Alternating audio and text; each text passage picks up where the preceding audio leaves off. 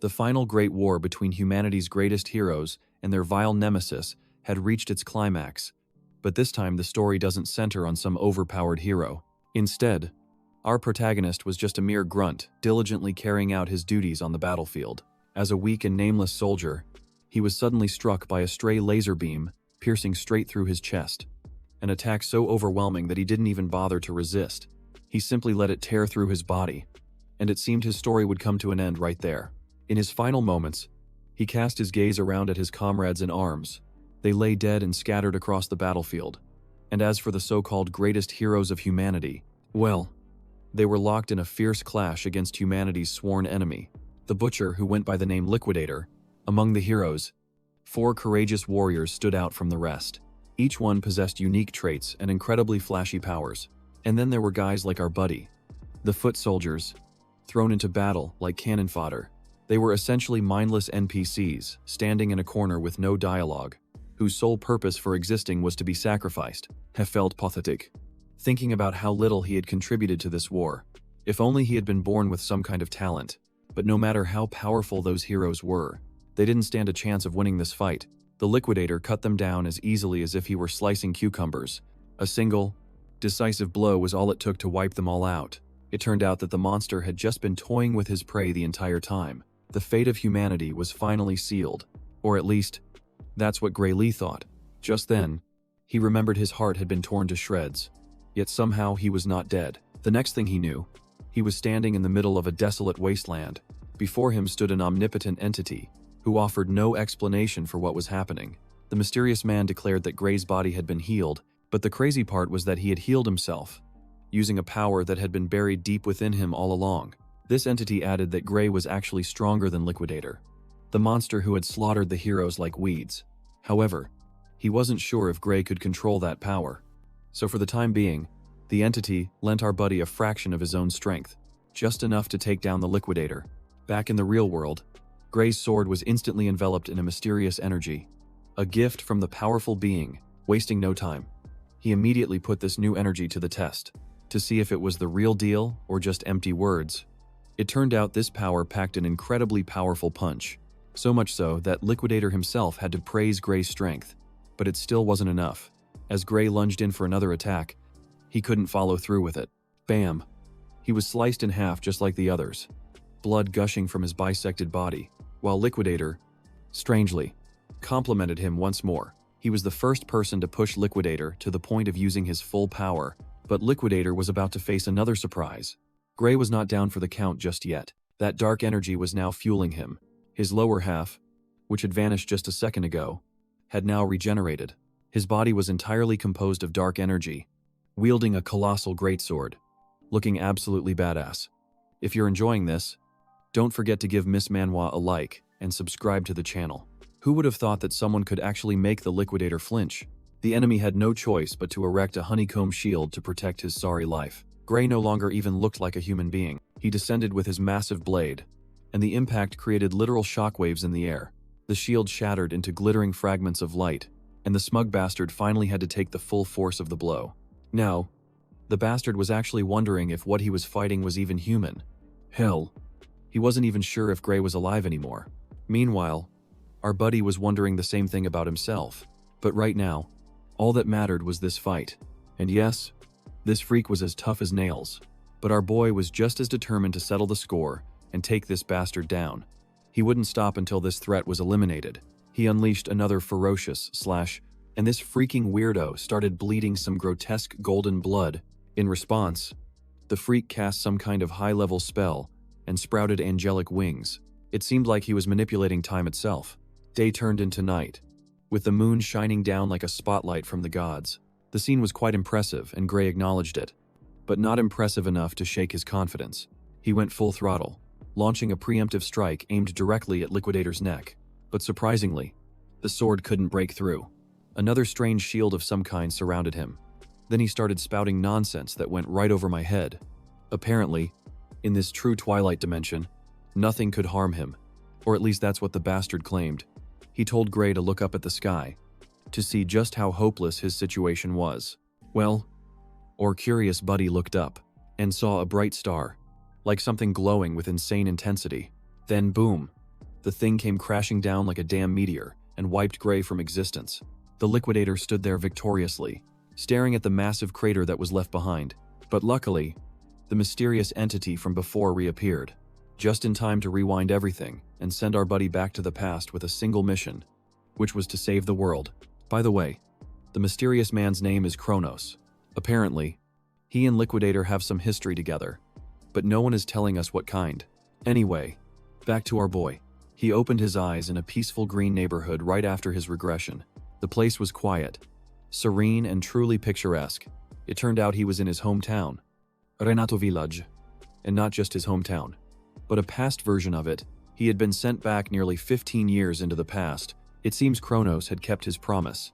Gray had been sent back in time for one last chance to save the world. Suddenly, a sharp pain shot through his hand. Looking down at his hand, he noticed the injuries and bandages wrapped around his wrist.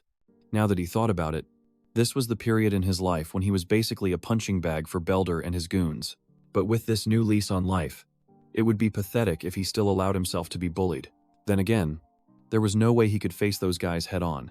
He was not on the same level as them at all. In hindsight, even defeating the Liquidator sounded like a distant dream. Regardless, he had to figure out a way to deal with these bullies, or he would be forced to relive the same suffering all over again. It seemed like this guy couldn't catch a break. Or could he? He happened to run into the very bastards he was most worried about. Of course, it was Belder and his gang of lackeys. Since they had been feeling bored lately, they went looking for our buddy, eager to continue the good old tradition of bullying, as if it were their new religion. They threw a spare sword at his feet, ordering him to pick it up. Our boy stared blankly at the sword, still not understanding what these thugs were up to. It had been 15 years after all, so his memory was a bit fuzzy. Belder, meanwhile, assumed Gray was just playing dumb, so he kindly reminded him about their familiar sparring matches. Hearing that, Gray quickly tried to shoo these flies away by pointing to his injured hand. He was grateful for the offer, but unfortunately, he couldn't participate because his wound hadn't healed yet. But it seemed this guy couldn't get rid of these losers unless he picked up the sword and fought. They even assured him that these were completely dull training swords, so there was almost no chance of getting hurt. Gray, however, couldn't shake the feeling that getting hurt was still a possibility. No matter how dull the blade was, it was still a chunk of iron. A wrong hit in a sensitive spot could book you a one-way ticket to heaven. Well, he had a point. A light tap, there is enough to make you double over on the ground in excruciating pain. But these guys didn't seem to grasp the logic behind Gray's words. Belder got into his stance, ready to strike, as he hated taking no for an answer from Gray, so he charged at him like a raging bull to start the match. Gray was given time to grab the sword, but time was up, and Belder was coming right at him. Our boy found it ridiculous that this guy was calling this a sparring match while charging as if he was mad at his own mother. That's when Gray remembered what an old army medic had told him. The reason his swordsmanship never improved was due to an injury he sustained as a child. Thinking back, this was probably the injury that changed his life forever and forced him to live as a nobody. Belder came down with his blade, but Gray dodged like a ghost and narrowly escaped the blow, saving his skin. To be honest, even Gray himself was shocked that he managed to evade that attack. Meanwhile, Belder's face contorted in annoyance at witnessing such impressive agility. He threw another strike, which our boy dodged once again. Then, a swift strike aimed at his leg was also easily avoided. The bastard was trying his damnedest to land a hit on our boy. He was like a bloodthirsty psycho on a mission, determined to take down his opponent. But Gray moved around like a ninja on drugs. At first, Gray thought Belder was simply slow. But then he realized it wasn't that Belder had gotten slower. It was that he had become faster. He was literally dodging every attack, as if he was running from his debts. Even Belder's lackeys couldn't ignore what they were seeing. Gray was like a completely different person.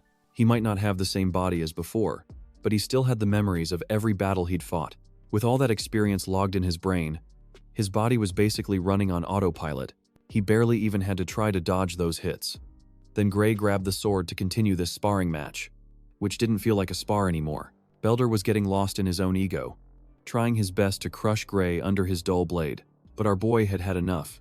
He swung his sword for the first time. The sudden jolt from his powerful swing sent a shockwave of pain through Belder's hand, which showed just how pathetic Belder really was. If Gray was being honest, he actually felt like he was the loser here, having to duel with such a weakling, but he also believed Belder didn't deserve an ounce of pity. He was the same bastard who bullied Gray, stole his future, and caused all that suffering. So with all due respect, Gray was going to give Belder a taste of his own medicine. In his next move, Gray effortlessly knocked the sword out of Belder's hand, disarming him in an instant. While Belder could only feel the humiliation, Gray realized this guy was even worse than he thought. He took the opportunity to throw a jab, mocking Belder's incompetence with the sword. Just one hit sent Belder's sword flying. But then again, not having a weapon wasn't a big deal. After all, Belder was the one who insisted that these dull blades were perfectly safe to use in a fight. Gray was now completely letting loose, swinging his sword so fast that it actually cut into Belder's skin, causing blood to spurt out. As the gravity of the situation sank in, Belder's knees lost their strength and gave way. Wait a minute. Gray thought he was using a dull blade. So why did this bastard start bleeding? When he looked at his blade for confirmation, he discovered it was indeed a dull sword. Though if it had been a sharp one, this guy would probably be dead for real. Now, let's not get distracted from the situation at hand. Gray swung his sword with precision, knocking out several teeth and making Belder's nose bleed like crazy. Our boy was now standing tall right over this bastard, giving him the chills of a lifetime. It's always fun to see arrogant pricks get turned into weeping piles of mush. It seemed like this was enough to humble Belder for the rest of his life. Oh, it seems I spoke too soon. This bastard still hasn't learned his lesson. He ordered his goons to grab our buddy and beat him to a pulp. The goons hesitated to step forward for obvious reasons. They had just witnessed their boss get beaten like a pathetic dog, so it made no sense to suffer the same fate. Although they had a chance to avoid it, one of the guys suggested they attack all at once to overwhelm Gray. The trio quickly sprang into action, surrounding our boy from all directions. Gray, however, remained as cool as ever. If these guys were so desperate to have their death wish granted, our boy was more than willing to oblige. The guys charged at him, intending to finish him right then and there. At first, Gray felt a bit of sympathy for these losers and had decided to spare them, but it seemed like they wouldn't stop until they learned their lesson. So he gave these sewer goblins what they truly deserved. Before long, their faces were as swollen as a baboon's ass after an unforgiving facial massage. Again, Gray found it laughable that these crying emojis in human form were once his worst nightmare. He recalled that this group was currently students at the Saria Swordsmanship Dojo. Belder admitted they were students of that dojo, though they hadn't visited lately, since these soggy biscuits believed they were already strong enough. Well, that's a pretty low bar for someone who's supposed to be strong enough. Not that Gray expected much from the dojo itself. He expressed his interest in joining the dojo, so he wanted these thugs to act as his referrals. Belder refused to fulfill the request. After all, he couldn't imagine the consequences once his master found out he'd been so pathetically beaten. Gray knew exactly how to deal with these guys. He just had to swing his sword around to intimidate these punks, hinting at the worst that could happen if they didn't listen. Funnily enough, this little threat worked like a charm. Not only did Belder become humble, but that beating also gave him the speed of a cheetah. He was now bolting down the road to get to the dojo as soon as possible, even leaving his friends behind. A little while later, they entered the town. As they walked, Belder expressed his curiosity as to why Gray was so interested in joining a dojo. It turns out this dojo had a recommendation spot for the academy. Our boy didn't need to say more, as he was sure Belder was mature enough to understand what his main goal was. One of his friends wondered why Gray felt the need to join an academy when he was already strong enough. Little did these bitches know, our boy didn't set his standards that low. He had his own definition of enough. He remembered very clearly the day all of humanity's heroes were slaughtered like pigs in the blink of an eye. And that was supposed to be the strongest lineup in the world. Forget the heroes. Even he couldn't scratch that bastard with all the mysterious power he had. God only knows how much power is enough to defeat that bastard. Although he wasn't completely hopeless at that moment, the second he got those badass dark powers, he felt like an omnipotent being who could destroy anything. The thing that held him back was his lack of skill with the sword. He was relying on a few tricks he learned from the Sword Saint. If only he had spent more time practicing his swordsmanship. Just like the Sword Saint did, he was pretty sure he could have turned the tide of the battle single-handedly. This was probably why Kronos sent him here, to grind himself to death until he was worthy of wielding that mysterious dark power again. A while later, we get to meet the master the thugs were talking about. The whole group was getting an earful for picking a fight with a civilian. And what's worse, all they got after challenging that civilian was a humiliating defeat. This intimidating woman is Saria, the sword master of the swordsmanship dojo. Belder tried to explain that they weren't really trying to bully anyone, It was just a simple sparring match. The poor bastard ended up getting a haymaker for his lies. A punch so hard he could probably reach the moon with this one-way ticket. His lackeys were trembling in horror, wishing they could just survive the day. Nothing to be afraid of, boys. That performance was just a little lesson she wanted to teach these idiots. If they were going to call beating an unarmed person a sparring match, then what she did also counted as a sparring match. She pointed her sword right at Belder's ugly face and kicked him out of the dojo right away.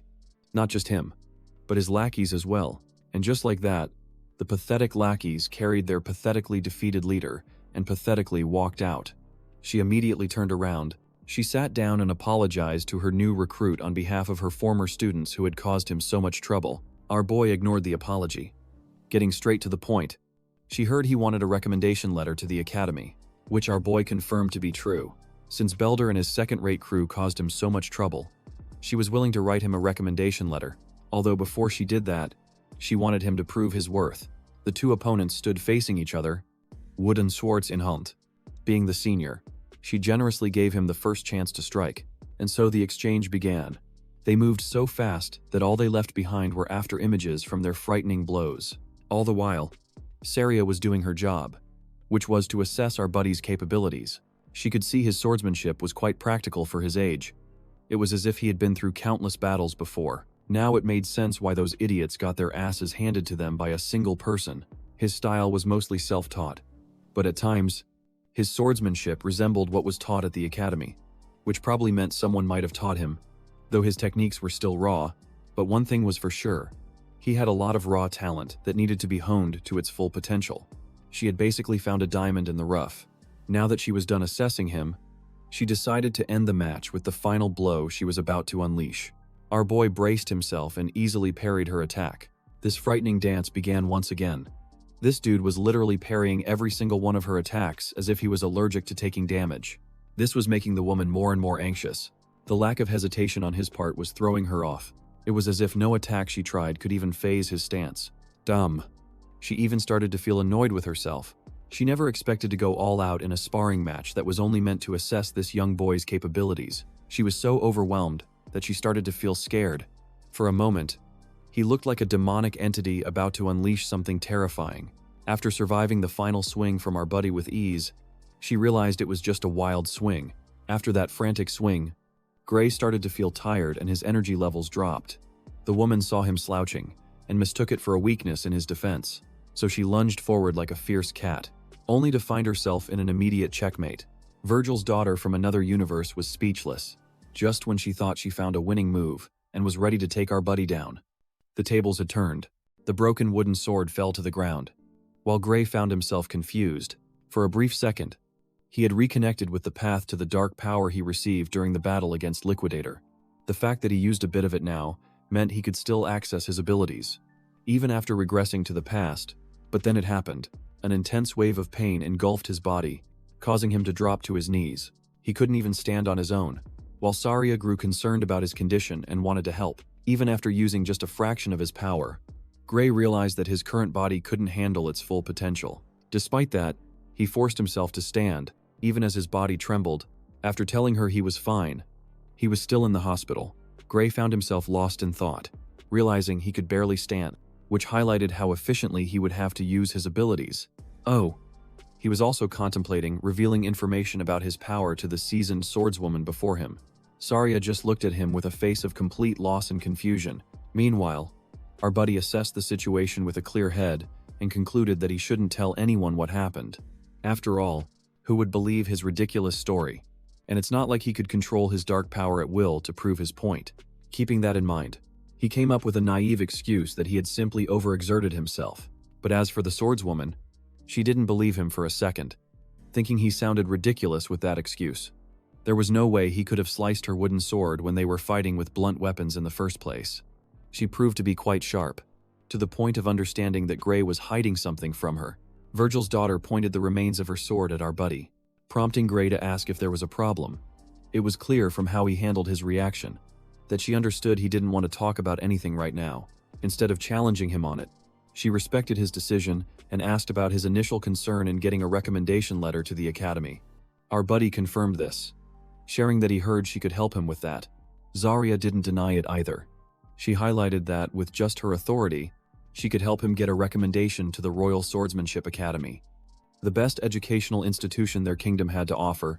At the same time, surprisingly, she had zero interest in recommending him to that institution, adding that Gray was an unfit person for the academy. Her cold words stabbed him sharper than any blade. Gray started blaming himself internally, doubting his abilities, and admitting that he was too weak. The final attack was the only noteworthy thing he had accomplished in that fight. But wait, Saria wasn't done. She continued her thoughts, arguing that instead of going to the Royal Academy, he should go to the Royal Academy. This kid should go to the World Union Academy instead. What a twist. This revelation hit him harder than Truck-kun on isekai victims.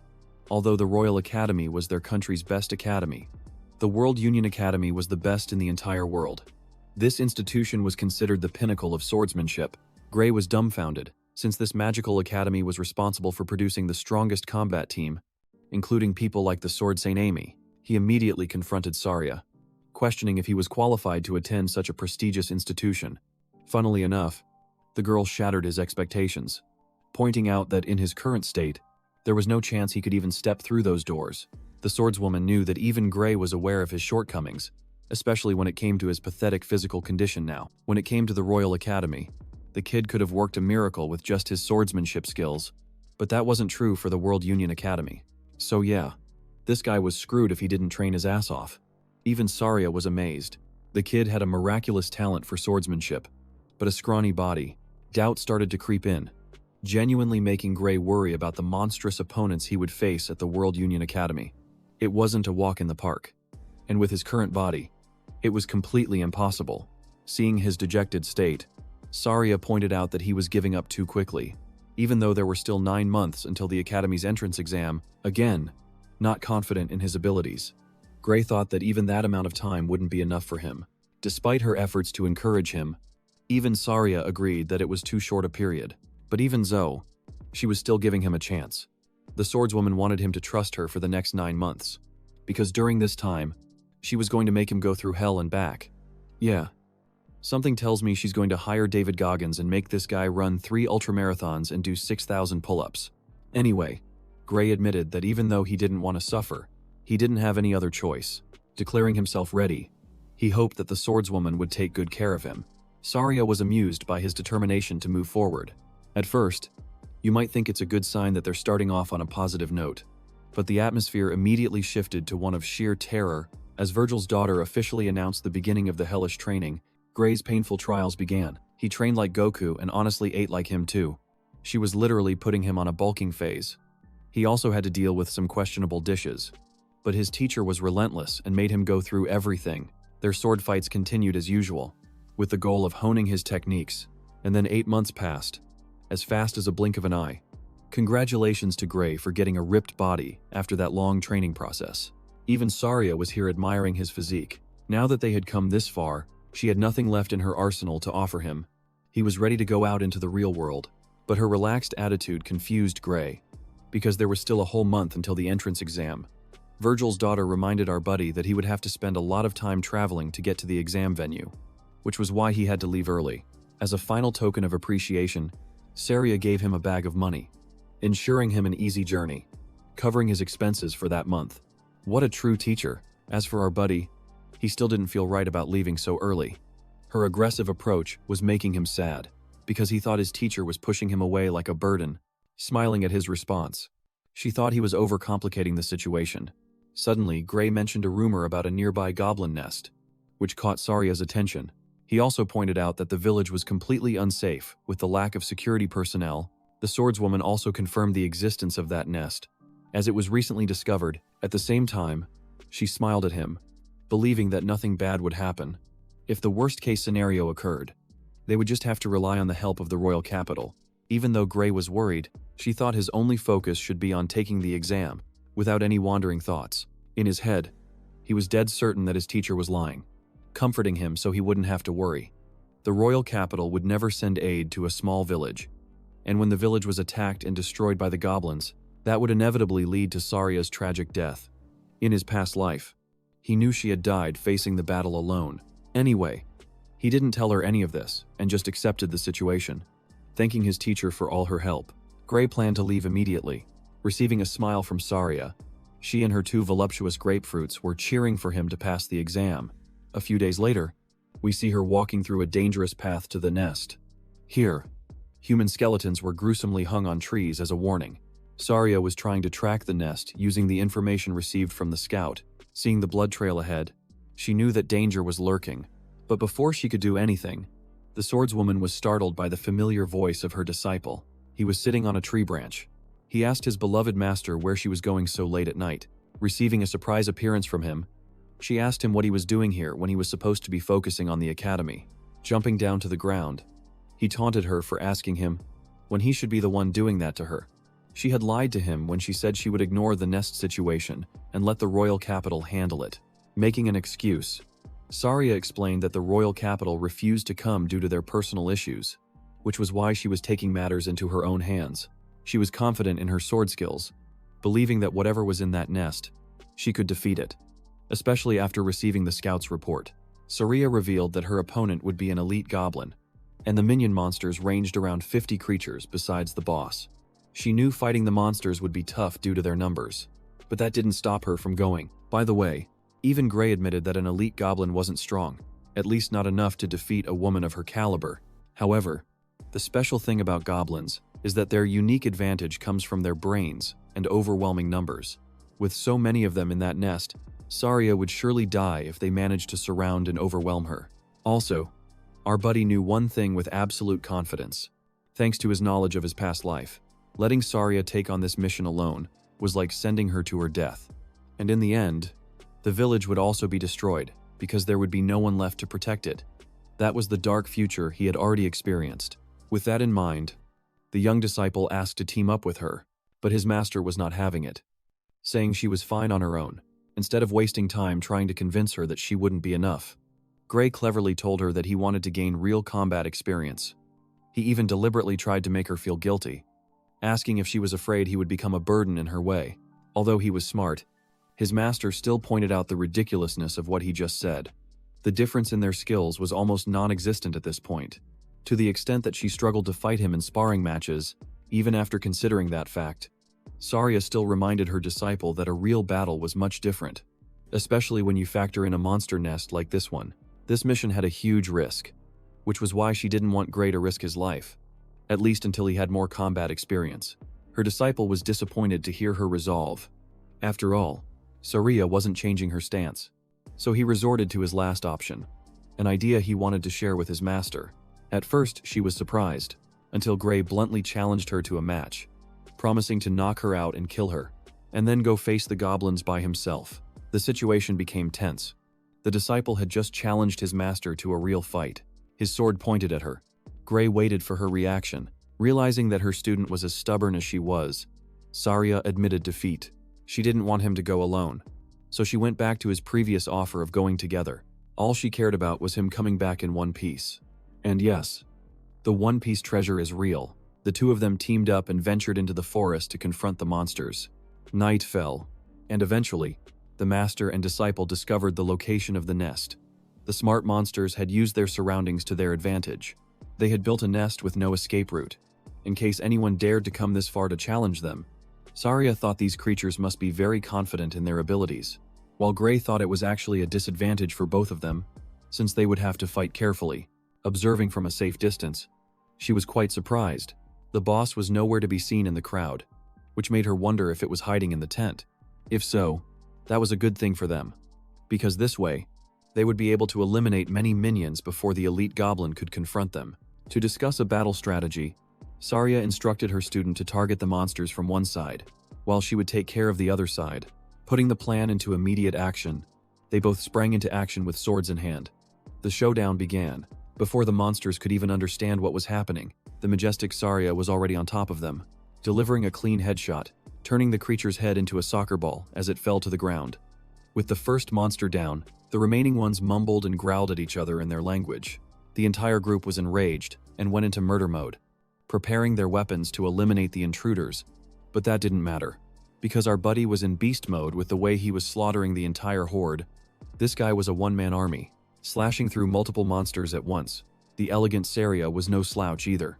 Showcasing the impressive skills she learned from her dad, Virgil, the two of them were unstoppable.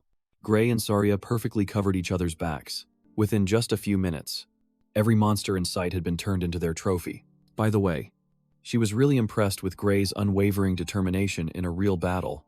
He had never been more ready, while also warning his master to be on guard as well. However, there was one thing. Something about this situation was giving him a bad feeling. This fight was too easy for them. In fact, too easy. Because, if this was the level Saria had to face, then she could have defeated them all on her own, even without his help, and that put him in a state of unease. Because whatever was in the tent, it was going to be scarier than anything they had faced so far. Speaking of which, the creature's menacing eyes lit up through the dark tent, glaring at him from a distance. The moment Gray made contact with the creature's eyes, he trembled in shock. Despite his strength, he cowered and told his master they had to leave immediately. Even Saria didn't understand what had suddenly happened to him. Without any explanation, he roared at her to run, with a voice so full of fear that Saria didn't question it. She simply followed his instructions and dashed right after him. As they were running, you might think they would get away, but no, because their fearsome opponent literally dropped from the sky with a massive vertical leap. Gray was horrified as the monster landed on the ground, confronting the daring humans. Saria's expression turned to astonishment, pointing out that the boss monster had personally come to meet them for a fight, but then Gray dropped a bombshell that no one expected. This was not the boss monster at all. Just as he was about to reveal the location of the real boss, a monstrous voice roared at them from behind. This provocative roar released another horde of creatures chasing after them. This thrilling noise deafened Saria, but for the goblins, it turned them into bloodthirsty fanatics. Saria trembled in fear, unable to comprehend her own senses. There was a more fearsome creature, gloomier than an elite goblin, and it was commanding the entire group. Finally, Gray revealed that they were facing a goblin general. He was the true boss of the monster nest. I have to remind you, they were caught in the middle right now. On one side was the elite goblin blocking their escape. Going back was also not an option, because a massive horde was waiting for them, along with the true boss of the nest. Saria expressed her astonishment, knowing full well that they couldn't face a monster like this even at their level. Their only chance of victory was to defeat the elite goblin in front of them to escape, so she did exactly that, by charging at the monster and clashing her weapon with its. Determined to win this battle, she exploited an opening and delivered a sharp slash to the creature's body. Blood spurted from the cut, and although normally this would be a good sign, we weren't sure. Her worries only worsened when she noticed that the wound was regenerating. Meanwhile, our buddy was single-handedly taking on dozens of monsters, sharing his knowledge about the Goblin General's abilities. Apparently, its roar significantly enhanced the monster's strength and recovery speed. Basically, they were facing a buffed-up elite goblin. Defeating a normal one was already difficult now. So much so that even Gray was struggling, slashing one of the monsters. He told Saria to cover his back. He instructed her to just delay the fight for a little longer. This made her question what kind of magical strategy he had planned. To that, our buddy shared that in a situation like this, they had only one goal, and that was to eliminate the ugliest of them all, the bastard hiding behind his horde. The fight for survival began as Gray clashed his sword with one of the monsters, reflecting his annoyance at being surrounded and attacked from both sides. He deflected the slash and spotted another aggressive monster targeting him. He was cutting through the enemies, focusing on creating a clear path in front of him so he could reach his target. However, due to his carelessness, he used so much power that it shattered his blade. This was really annoying because now he no longer had the weapon he was most confident in. He dodged the downward slash of the enhanced goblin and prioritized his attention on drawing his spare sword. Yeah, that's the smartest protagonist I've seen in a while. Carrying a second sword means being prepared. Anyway, Gray was worried that his blade wouldn't last long. Coming to his rescue, his master threw her spare sword towards him, allowing him another chance at victory. With both spare swords in hand, he had a better fighting chance. But even this wasn't enough to eliminate all these monsters. There were too many obstacles in reaching the Goblin General, while simultaneously having to defeat its minions, trusting in his abilities. This man went berserk, unleashing a lightning-fast slash through his enemies. His momentum was broken when one of the goblins tried to attack him. Luckily, he dodged and then quickly blocked the attack. The fight was tiring him out, but he was still making significant progress in dealing with the monsters in front of him. The Goblin General felt threatened and decided to let out a second monstrous roar. To Gray's horror, The enhanced creatures just received another power boost. This guy was not having a good time. As he was struggling even more to deal with them, Gray realized that the Goblin General was smart enough to see through his strategy. Now that it knew what the human was trying to do, the Goblin General continued to roar to incite its minions to fight Kleist. Blocking one of the hits, Gray pushed through the monsters to charge straight ahead. A horde of monsters was ready to welcome him. Instead of facing each one individually, he efficiently cut through the ones directly blocking his path. But even that left him with scratches and wounds all over his body. The bloodbath was draining him as he struggled to get through their endless attacks. Letting his guard down, he was grabbed and pinned down by one of the goblins. Things were looking really bad for him, as the goblins had him where they wanted him. Luckily, because they were so enraged, they lost their sense of cooperation, because one of them slashed at one of its own kind without thinking.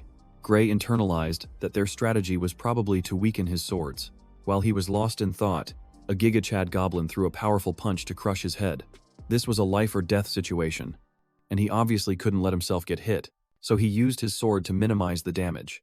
But even then, Braff was still sent flying to the ground with a powerful impact just from the force of the blow. Finding himself on the brink of death, this man still managed to stand up in his shattered state.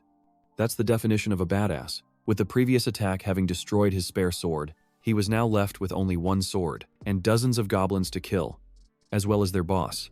Once again, the situation was not in his favor. In fact, it was almost impossible to escape this situation. Despite having gone through one regression, he fully understood his situation right now. Gray simply couldn't win. Not against so many bloodthirsty monsters who were wearing him down. So he decided to change his battle strategy, roaring at his master to run while he could still make himself a decoy for her to escape. Saria heard this and smiled, refusing to treat him like that. She was still facing the enhanced elite goblin, but she wasn't giving up. But Gray didn't understand why she was still determined to fight. He reassured her to run away because he would catch up soon.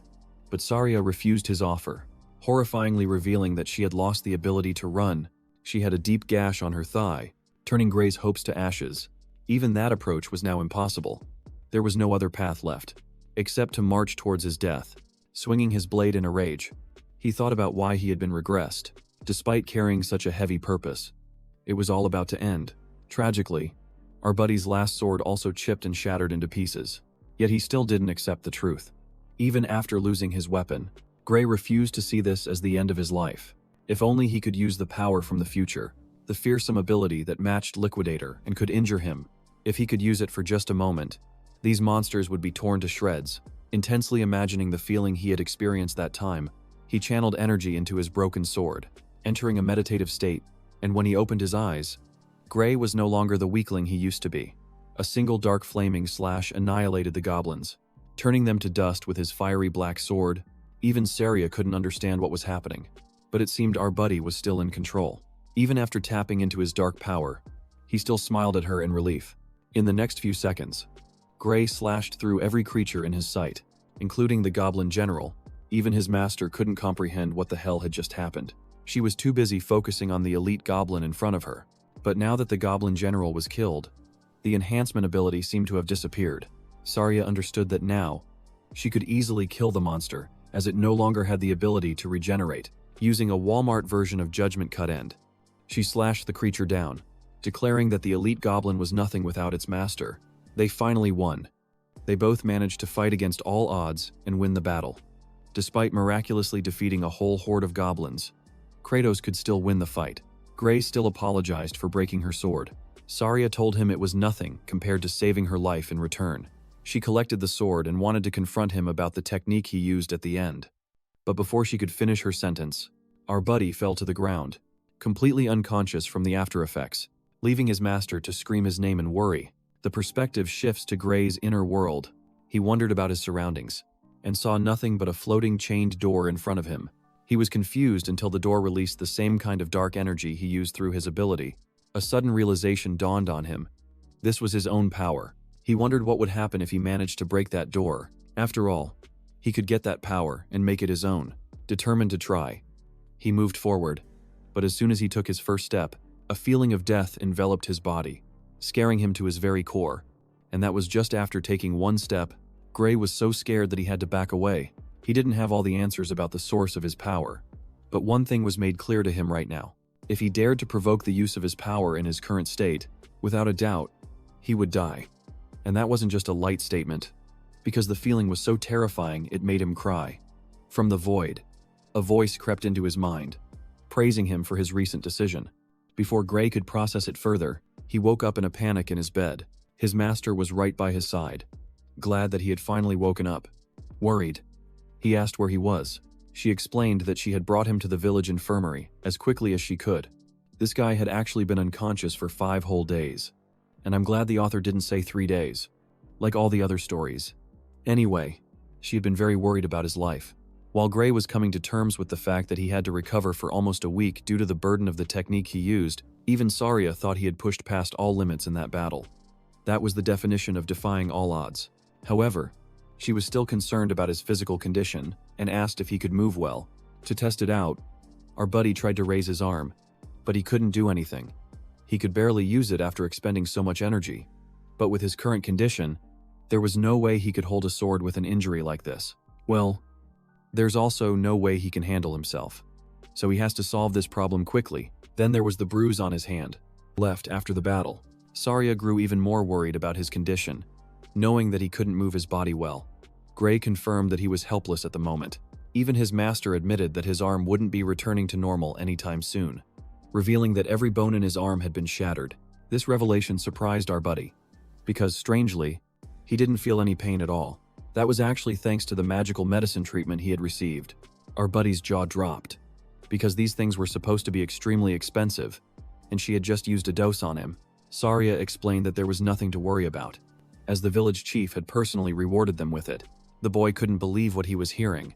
He didn't even know the village chief, yet he had received a dose of magic medicine paid for by him. Saria thought he was too stupid to understand his situation, so she said it loud and clear. Gray was officially the savior and hero of the village. Before he could grasp what she had just said, the village chief burst in to greet the boy, thanking him for everything he had done, to point out the greatness of his feat. The village chief reminded the boy that a goblin general was so strong that it would take a whole town to fight one. That kind of creature had threatened their village, yet a boy was able to break through, pave the way, and kill the monster, ensuring the safety of the village. For that, the village chief was very grateful. It was thanks to the boys and his master's brave efforts that their lives were no longer under threat. Unable to accept all the praise, Gray thought they were exaggerating what he had done, but the village chief thought that he was the one who was downplaying what he had done. Thinking for a moment, Gray contemplated the outcome. He thought that maybe the village chief's words were true, remembering his past life. In that life, this place had been burned to ashes because of the plundering goblins. That was the significance of his achievement. The village chief would be happy to explain at length what made him so great. But right now, he was focused on the boy's mission to pass the World Union Academy entrance exam. Speaking of which, Gray just remembered his real goal. He had carelessly gone to kill creatures in a monster nest just a few weeks before his exam. With all the time wasted, he only had 2 days left until the exam day. Oh, and by the way, just getting there took 3 days of walking. His best option was to use a horse to cover the distance in time. But he was broke and had no money to buy one. Making a sudden request, he begged the village chief to lend him a horse for the journey. The good thing was that the village chief had anticipated that the boy would make such a request, which was why he had prepared the best horse for his trip. Saria smiled, revealing that their original plan was to carry him there, even if he hadn't woken up today. Some people really support you despite your difficulties, like Gray's friends here. And I hope we'll meet many people like that in our lives too. Gray stepped out of the infirmary, only to see the entire village chanting the boy's name and cheering for his exam. They wanted him to do his best, and they didn't hesitate to thank him for what he had done. The villagers even supported him with a bag of money. Everyone had contributed a little bit so he could register for the entrance exam and take care of himself at the academy. The boy was forever grateful to the villagers, who had shown him so much love through their support. He also joked that it would be embarrassing if he failed the exam and returned, but Saria was extremely confident in her student, emphasizing that the candidates applying for the exam couldn't defeat a goblin general on their own. But that wasn't the only concern. The boy was worried about his arm, as it was still injured and he didn't know when it would heal. To that, his master suggested he should use his left arm for the time being. Although his left arm worked perfectly fine, it was just that he was more used to using his right hand. But his teacher thought with his skill level, that wouldn't be a problem. Gray shared his worries, saying that the level of the entrance exam might be too overwhelming for him, to the point that one arm would hinder him, But even so, Saria understood that the teachers or examiners at the academy had a keen eye. When they saw his talent, they would choose him. The boy got on the horse. His master had confidently declared that his passing the exam was the only inevitable outcome, silently grateful for what she had done. Gray promised himself he would never betray that expectation. Recalling the scene of the village being burned down in his previous life, he was happy that everyone now had a second chance with him. This world had started to change its trajectory from this moment on, and he was determined to use his new power to steer the future in a better direction. The scene transitions. Our boy has finally reached his destination. His gaze was fixed straight ahead.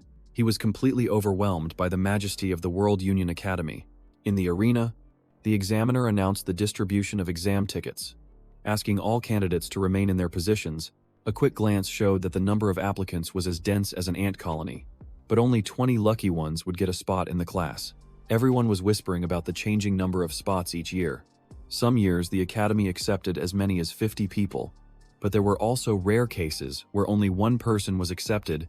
Clearly the selection rules were not fixed.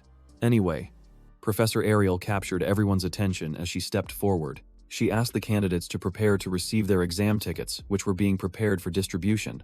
With just a flick of her finger, a golden vortex opened up, releasing magical power and automatically materializing the tickets in each candidate's hand. Our boy also received his ticket. His registration number was 513 for the swordsmanship department. Professor Ariel added that the ticket only contained the most important information, but there was nothing to worry about because the process was the same every year. She also confirmed that the academy was completely uninterested in a person's age or gender. Nationality or class also didn't matter. In other words, they didn't care if you were a prince or someone who fell from the sky. They didn't even bother to know the candidates' names. Only those who were destined to be accepted would be asked to provide more detailed information. As for all the candidates here, it didn't matter. Professor Ariel even claimed that it was fine if they used fake names. Once again proving the academy's absolute indifference, trouble found our boy again. He came here empty-handed, but was assigned to the swordsmanship department, which made him question the validity of the system. Professor Ariel continued, coolly stating that she had assigned everyone to a department based solely on looking at their faces. Even though she had extraordinary perception abilities, it was still funny that just a minute ago she was talking about not discriminating, and then she made a statement like that. Ariel was willing to amend the information if she had made a mistake. Even the candidates thought that assigning departments just by looking at faces was impossible, especially with so many people here. They were convinced that the academy had investigated their backgrounds beforehand. That was the reason. The possibility of mind-reading magic was also discussed. Professor Ariel didn't address their concerns. The only thing she noticed was that no one complained about their assigned department, so she decided to announce everyone's exam schedule. The details of the exam schedule were immediately engraved on the ticket. Gray secretly gulped.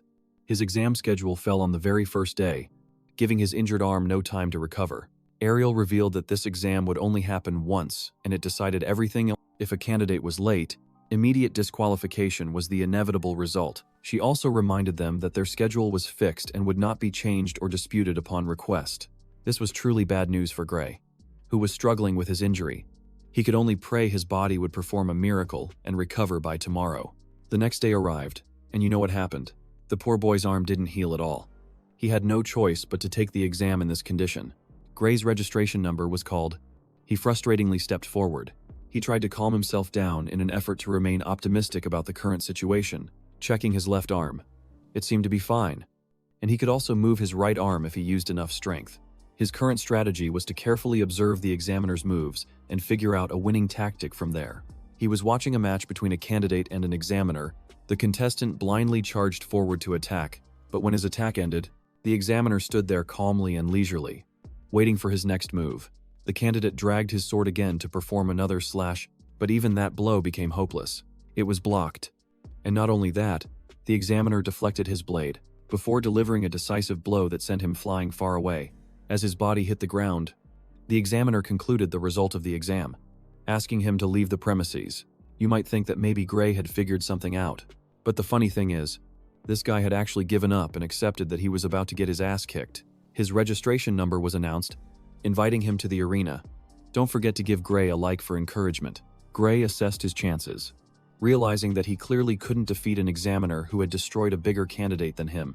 Inside the arena, Our boy was given the freedom to strike first, although he fully understood that this battle would be one-sided. But even so, he had to make some kind of impression. The fight began with Gray charging forward to attack. He remembered his master's advice, who had told him to use his entire body to deliver a powerful slash, instead of just his arms. Applying her advice to every movement, he thought that the only way to compensate for the loss of his right arm was to use other muscles to replace it, and so he delivered his first swing, but the examiner easily dodged it. Even now, Gray found himself struggling to fight in his usual style. After all, although he was trying to compensate for his right arm, he hadn't succeeded yet. That still didn't change the fact that he was at a huge disadvantage. The examiner countered by trying to slash him down, but to Gray's utter astonishment, the sword move was too slow. It was as if he could read its trajectory without having to rush. So our boy actually managed to block the attack successfully, still feeling the weight from the examiner's attack. At the same time, he determined that his technique was not as refined as Sarya's, so if he just focused on the techniques learned from her, it was possible he could exploit an opportunity and create an opening. With that strategy in mind, Gray charged in with all his might in an effort to overwhelm the examiner, and behold, the examiner was actually being pushed back.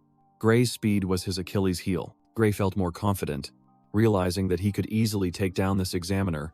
His master's words flashed through his mind once again. Their blades clashed once more, but Gray overwhelmed his opponent with a complete deflection. He was ready to end the fight with his newfound confidence.